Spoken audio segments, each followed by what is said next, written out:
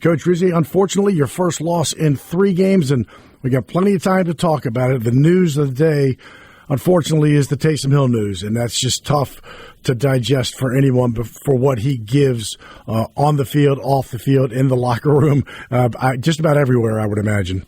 Yeah, all the way around, Mike, Bobby, thanks for having me on. Listen, it's a tough day for sure because really I just feel bad for Taysom, the person. There's that human element to it that sometimes we forget, and the relationship that Taysom's built with not only myself but the entire locker room, coaching staff, community. Listen, it's a sad day, and it's a day that a little bit tough to get through. But just like Taysom would want us all to do, we got to move forward and move on, and try to figure out a way to win this week. Coach Rizzi, when you look at it, I think it goes hand in hand. That I don't know why, but it seems like through the years we've been way more successful as a third down offense. And has not been the case this year. You got to be in the 40-some%. We were only 5 of 15, 33% not converting. And I think that goes about when you're trying to finish games. So you look at third down offense, and now we've lost, 4 or 5 games decided by 1 score this season. And we're 5 of 15, like I said, on third down, and it's all about finishing. How do you address the team in that regard?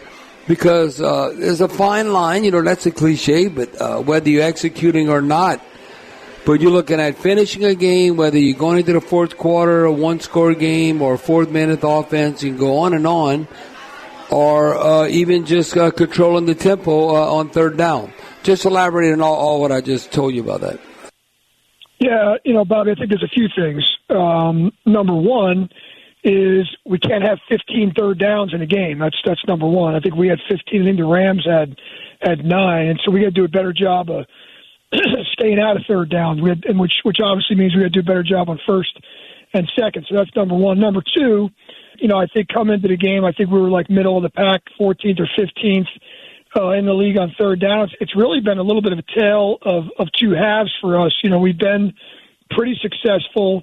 I think top 10 in the league in third down first half, and then, you flip the script second half. That's where we got to be better, particularly coming out of halftime is where we got to be better. We've got to do a much better job on the first couple series of the third quarter. That's really where we've stalled.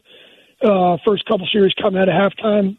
Listen, I thought we did a tremendous job in the first quarter yesterday. We had the ball for 13 minutes, I think, in 50-something seconds, and they ran 3 plays in the first quarter.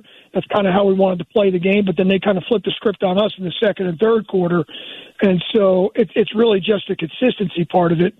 I kind of look at it as we got to do a better job in the second half converting third downs and finishing games overall, because we have had some moments that are good.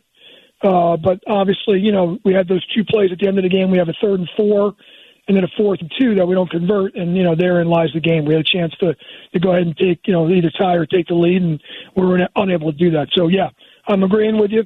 It's got to be better. It's got to be more consistent. Coach Rizzi, in another area, and I was telling the fans during the post game that what do you do in the red zone, both offensively and defensively? And, you want to be a top 10 team in that category.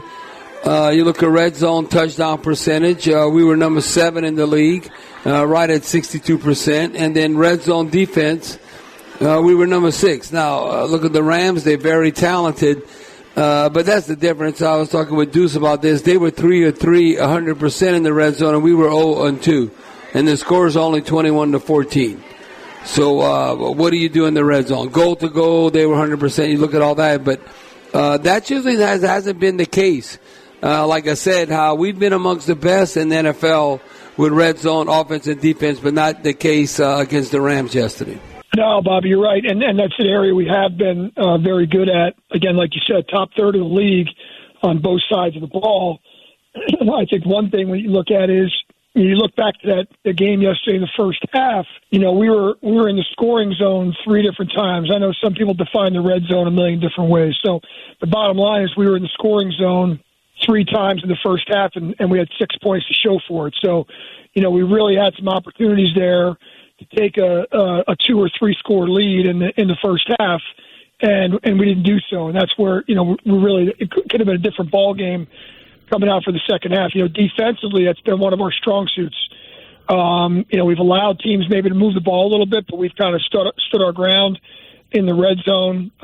Again, yesterday in the first half, I want to commend our defense on one hand because the Rams hadn't been shut out on offense in the first half in 129 straight games. And so that part was outstanding, but we didn't finish the job. We came out, second half, and they scored on 3, of their 4 possessions. So it just, again, matter of playing a complete game. We had some really good things, but again, when teams get down there, we got to make them kick field goals, and when we get down there, we got to score touchdowns. It's just the way it is. Coach, running the ball, the Rams, they only ran it 19 yards in the fourth quarter, but prior to that, they were averaging 6.1 yards a carry. Kyron Williams, 6.6. Kind of the inability to really kind of shut that down. It was consistent. And again, they didn't run it much in the fourth quarter, but really, as we say every week, you run the ball, man, you can dictate a lot to the opposing defense. Yeah, look what we did early on in the game on offense. We were doing just the same. And we were controlling that first half of the game, and then, like I said, they kind of flipped the script on us a little bit, second, third quarter, and we're able to establish the running game, and so we got to be a little bit better there in the middle of our defense. I think that's something where we got to improve. It's something that's gotten better, but I think I mentioned this to you guys last week or the week prior. Is one of the areas we got to be better at is first down run defense. We're up there in the bottom part of the league in that particular category, and that allows teams to get in second and mediums, third and shorts, and that's where we want to get teams in third and long. When we got the Rams in some third and longs yesterday early on, they weren't successful. We got the ball back, and that's why we kind of dictated the tempo early on. So, yeah, listen, I agree with you, Mike. It's an area that's been a concern. An area of concern all year. I think there's been times like the Browns game where we've played a little bit more consistently there, but not so much yesterday. We got to get back on track in that area. Coach, on the final play, you had a 1st and 10 on the final drive at the Rams 16, then 3 runs by Alvin. Alvin, by the way, 57th career game of 100-plus, tying the likes of Franco Harris. But on that 4th down play, who was Carr's kind of primary target? If you're looking at the still, you can see that Juwan's guy had fallen down. I'm wondering who the primary was and what was the plan after the touchdown, irrespective. Yeah, well, I think there's a lot of things to talk about there. So, during that drive, we had 2 timeouts to go in the game, and there's a couple of different ways to play it. If we call our timeouts and then we fail to score it all, and the game gets under 2 minutes, and the game's over because they could just take a knee and the game's over. So, trying to hold on to timeouts, and then we made a decision that we were all in on going for the touchdown. And quite frankly, I think I mentioned this after the game, we were going to go for 2 because the feeling there was they had scored on 3 of their 4 possessions in the second half.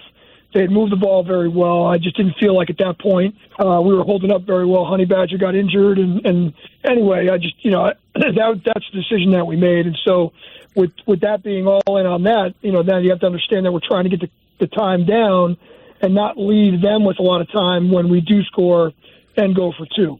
So that's the thought process there, and hold on to the timeouts. Second thing is, you mentioned, we had a 3rd and 4 and then into a 4th and 2. We ran the ball 3rd and 4.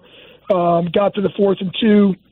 Derek, the play that was run, I think, if you go back and watch the play, Derek's looking to see if MVS Scantling is open there for the first down, which would have been, not in the end zone, just over the sticks, though, would have been a first down. They kind of took that first option away.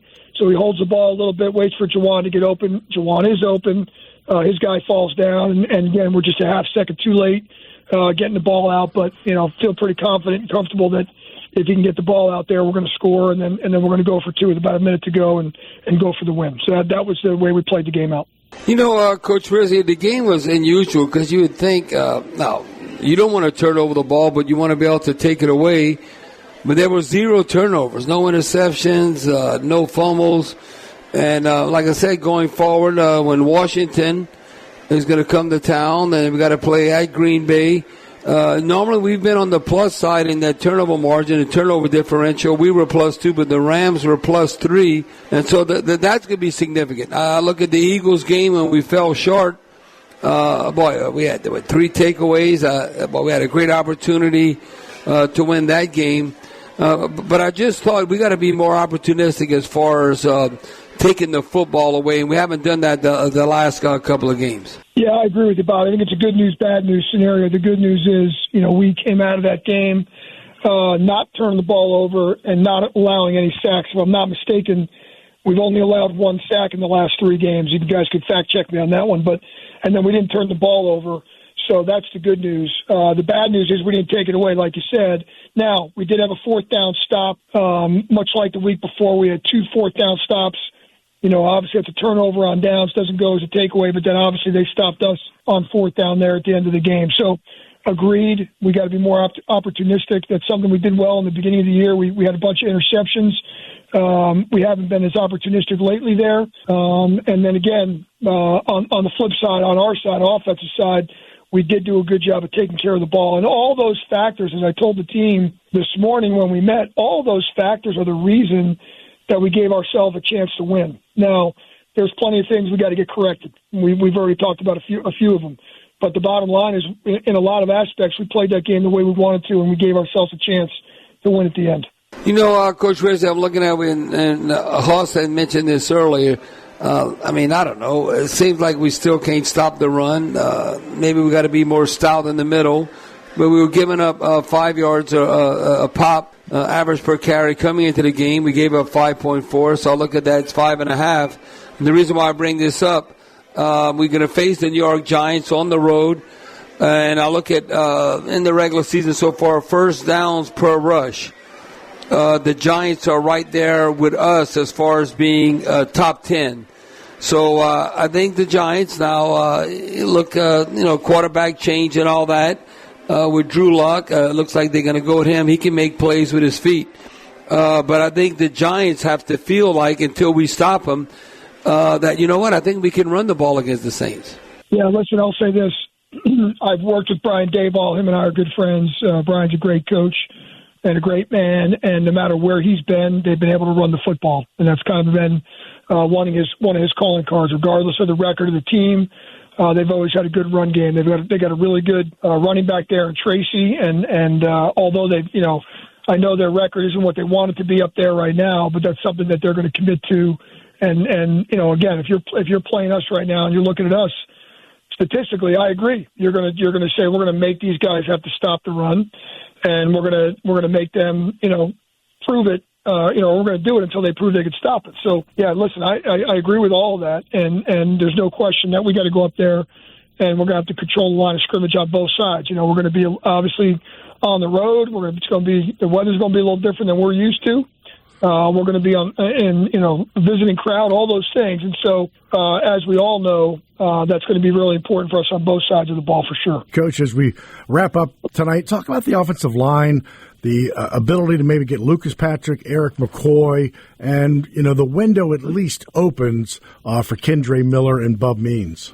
Yeah, exactly what you said, Mike. So right now we're on track to get Erik McCoy back and Lucas Patrick back. Those guys are both trending in the right direction. They're kind of through the rehab process. It looks like at least we'll get those guys back on the field in some way, shape, or form on Wednesday, which is certainly good news. We have a chance maybe this week to take the field with our starting 5 offensive linemen. That's would be a positive. We'll kind of see how the week plays out there from an injury standpoint, but at least there's going into the week, it's looking like a bright spot. You mentioned Kendre Miller. Listen, I'm excited to get Kendre going. Kendre, we're going to open up his window. We'll see what he looks like here in practice this week and make a decision at the end of the week. But I know he's kind of chomping at the bit. Been a very frustrating year for him and us in that regard with a couple of injuries. But listen, there's no doubt that Kendre is a talented guy.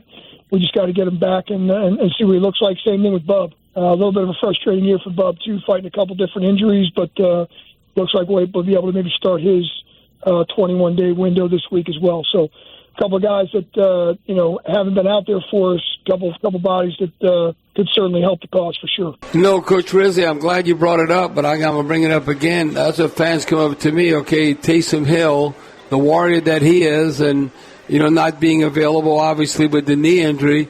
And they ask me, like I got the answer, what the hell Kendre Miller's going to do? I said, I don't know. He needs to help out Alvin Kamara. I mean, Kamara's doing his job. You need to have a 1-2 punch. I'm glad you said that he's chomping at the bit and wanted to get things done. You could comment maybe a little more on that. But, to me, who's been impressive, taking advantage of opportunity, Ugo Amadi. He led the team with 9 total tackles. He's only one had a pass defended, 8 unassisted. So here's a guy considering, where he was drafted and all that and what you asking him to do. I think Ugo Amadi, say next man up, that he's been somebody overall that's competing and fighting, and that's all you can ask for as a coach. Bob, I'll start with Ugo. I agree with you.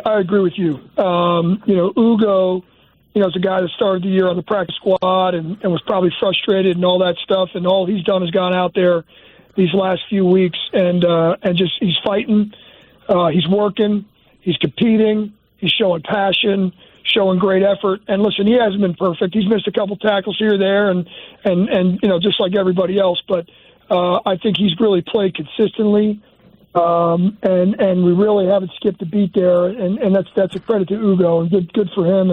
And I'm glad to see him out there flying around making some plays. Listen, I'll go back to Kendre.